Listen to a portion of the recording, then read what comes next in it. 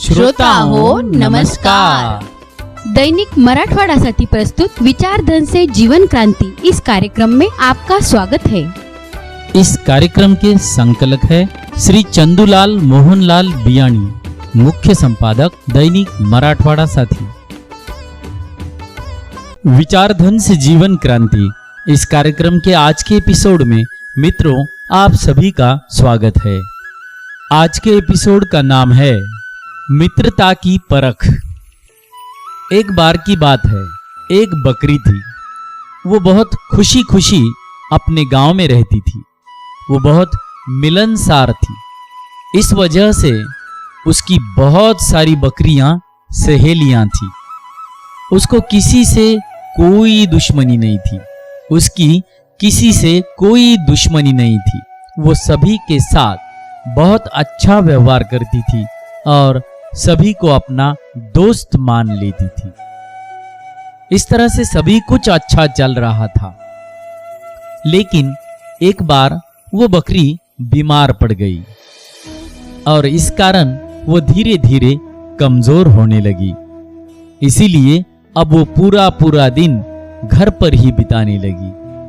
बकरी ने जो खाना पहले से अपने लिए जमा कर रखा था, अब वो भी खत्म होते जा रहा था। अब उसको खाने की चिंता सता रही थी। क्या करे क्या न करे यह वह सोच रही थी। ऐसे में एक दिन उसकी कुछ बकरी सहेलियां उसका हाल चाल पूछने के लिए उसके पास आ गई।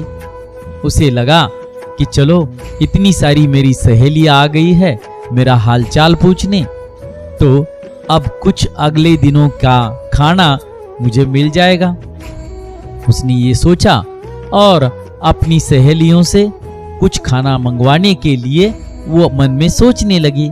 लेकिन ये क्या, वे बकरियां तो उससे मिलने के लिए अंदर आने से पहले ही उसके घर के बाहर रुक गई।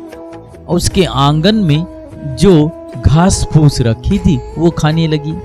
दरअसल वो घास फूस तो बीमार बकरी ने अपने खुद के लिए रखी थी। उसकी सहेलियों ने ये सोचा तक नहीं कि ये बीमार बकरी के लिए खाना जरूरी है। बगैर कुछ सोचे वो उसका खाना खत्म करने लगी। बीमार बकरी को ये देखकर बहुत बुरा लगा और उसके समझ में आ गया कि उसने अपने जीवन में क्या गलती की है। अब वो सोचने लगी कि काश हर किसी को अपने जीवन का हिस्सा या दोस्त बनाने से पहले उससे उन्हें थोड़ा परख लेना चाहिए था।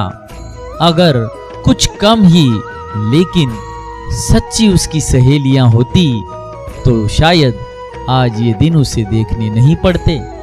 उसके संकट काल में वो उसकी सच्ची सहेलियां उसकी मदद करती। मित्रों, अंग्रेजी में एक कहावत है, a friend in need is friend in deed.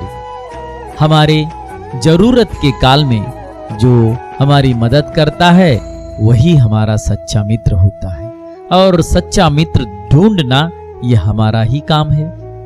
हर किसी को अपना मित्र बनाने से पहले उसे परख लेना बहुत जरूरी है। मिलते हैं कल एक नए विचार के साथ। तब तक खुश रहे, सुखी रहे।